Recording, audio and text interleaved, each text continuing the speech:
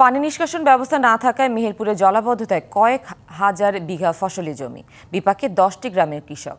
3 ফসলি জমিগুলোতে চাষাবাদ না হওয়ায় ব্যাহত হচ্ছে উৎপাদন। তবে খালের মুখ দিয়ে পানি সরানোর ব্যবস্থা নেওয়ার আশ্বাস দিয়েছে উপজেলা প্রশাসন।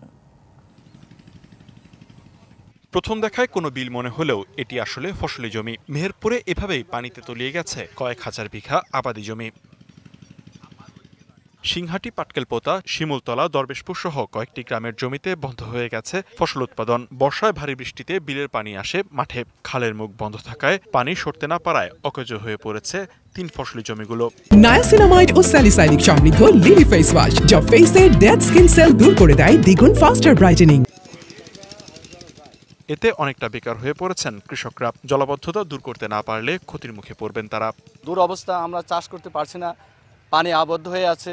আমাদের এখানে যত কৃষক এরা অতি কষ্টের মধ্যে দিন যাপন করছে। পানি জলাবদ্ধতার কারণে এরা যে সমস্ত হত দরিদ্র কৃষক পথে বসে গেছে। পুরাতন দরবেশপুর মাউজায় সাধারণত এখানে খাল নেই সেটেলমেন্টের, কিন্তু তারা ফেলে দিয়েছে। এটা সংস্কার করে দিলে আমাদের এই পানিটা, এই 14টা গ্রামের পানি অমেন্দি বেড়াতে পারে।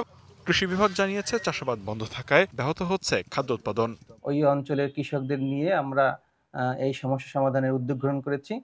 আমরা 2-1 দিনের ভিতরে কৃষকদের কাছে যাব, তাদের সমস্যা ওখানে তাদের সাথে কথা বলে ওখানে পানি নিষ্কাশনের কি ব্যবস্থা নেওয়া যায়। জলাবদ্ধতা নিরসনে দ্রুত ব্যবস্থা নেওয়ার আশ্বাস উপজেলা নির্বাহী কর্মকর্তার। অবশ্যই সেখানে গিয়ে সরজমিনে দেখব বিষয়টা কি অবস্থা। এর মধ্যে যদি তারা কোনো বিষয় জানায় এবং তাদের কথাগুলো শুনবো, কৃষক যারা আছে কিভাবে, জনপ্রতিনিধি আছে, লোকাল লোকজন আছে, তাদের কথা শুনে কিভাবে সমাধান করা যায় সে বিষয়ে আমরা সর্বোচ্চ চেষ্টা করব।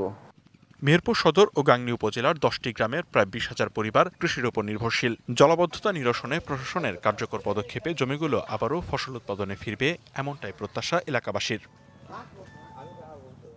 DBC news desk.